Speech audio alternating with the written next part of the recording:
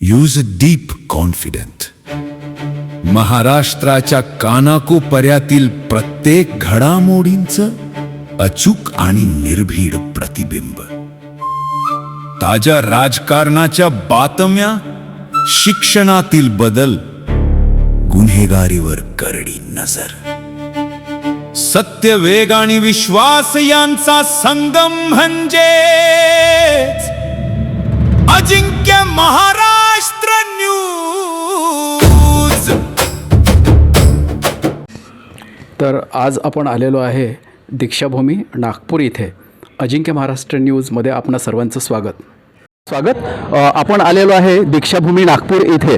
आज डॉक्टर बाबासाहेब आंबेडकर यांच्या जयंतीनिमित्त भव्य सोहळ्याचं आयोजन इथे करण्यात आलेलं आहे. आपण बघू शकता सर, इधर दिखाई भाविकाची फार मोठ्या प्रमाणामध्ये इथे गर्दी आहेत.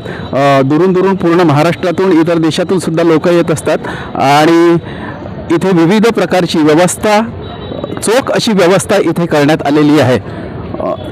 तर इथल्या पुढील घडामोडी आणि बऱ्याच ठिकाणी भाविकांकरता इथे आपण बघू शकता एक यात्रेचं स्वरूप असं आलेलं आहे आणि प्रतिवर्ष इथे अशाच प्रकारच्या विविध भागातून लोक येतात आणि या दिवसाचा आनंद उपभोगतात. आणि डॉक्टर बाबासाहेब आंबेडकरांची जयंती आहे अण्णाभाऊ साठे चौक इथे आणि दीक्षाभूमीला लागून हा चौक आहे आणि इथे डॉक्टर बाबासाहेब आंबेडकर यांची 135वी जयंती मोठ्या थाटामध्ये उत्साहात साजरी होत आहे. आणि इथे येणाऱ्या भाविकांकरता आपण बघू शकता अल्पोपहाराची सुद्धा व्यवस्था करण्यात आलेली आहे. दाखवते मोठ्या प्रमाणात लोक या अल्पोपहाराचा आस्वाद घेत आहे आणि भीमकन्या ग्रुप यांच्यातर्फे या अल्पोपहाराचं आयोजन इथे करण्यात आलेलं आहे.